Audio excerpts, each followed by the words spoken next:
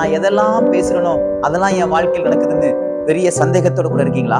எனக்கு கர்த்தர் உங்க கூட பேசுகிறார். நீதிமொழியின் புத்தகம் 18வது அதிகாரம் 21வது வார்த்தை இப்படியாக சொல்லுகிறது, மரணமும் ஜீவனும் நாவின் அதிகாரத்தில் இருக்கும், அதன் பிரியப்படுகிறவர்கள் அதன் கனியை புசிப்பார்கள்.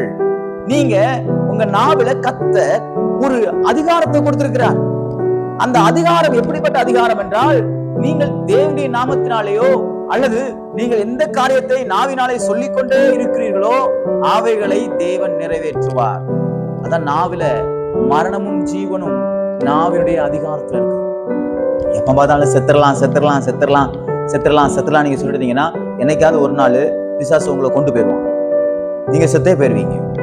ஆனா சாகக்கூடிய நிலைமையில் இருந்தாலும் தேவன் எனக்கு ஜீவனை கொடுப்பார், நான் பிழைப்பேன், நான் உயர்வேன், நான் மேலே வருவேன், கர்த்தர் என்னை வாழாக்காமல் தலையாக்குவார் என்று சொல்லி பாருங்கள். நிச்சயமாய் சொல்கிறேன், அந்த வேத வசனங்கள் உங்கள் நாவிலிருந்து புறப்படும் பொழுது அது ஜீவனாய் ஆவியாய் பட்டயமாய் கடந்து சென்று அது உங்களுக்குள்ளே கிரியை செய்கிறது. அது அப்படியே நிறைவேறுகிறது. எனக்கு அன்பான பிள்ளைகளே, தேவையில்லாத வார்த்தைகளை பேசாதீங்க. எதிர்மறையான வார்த்தைகளை பேசாதீங்க. உங்க பிள்ளைகளை பார்த்து எதிர்மறையான வார்த்தைகளை பேசாதீங்க. உங்க வேலையை குறிச்சு எதிர்மறையான வார்த்தைகளை பேசாதீங்க.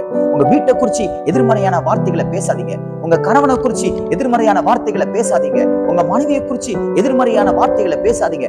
சாப விடாதீங்க. உங்க குடும்பத்தை பார்த்தோ, உங்க பிள்ளைகளை பார்த்தோ, உங்க பெற்றோர்களை பார்த்தோ, உங்க கணவனை பார்த்தோ, உங்க மனைவியை பார்த்தோ சாப விடாதீங்க. ஏனென்றால் அது அப்படியே பலிக்கும். நன்றாக புரிந்து கொள்ளுங்கள். நாவில அதிகாரம் இருக்குது. அது எப்படிப்பட்ட அதிகாரம்? சாவும் உங்க நாவல தான் இருக்கு, ஜீவனும் உங்க நாவல தான் இருக்கு, ஆசீர்வாதமும் உங்க நாவல தான் இருக்கு.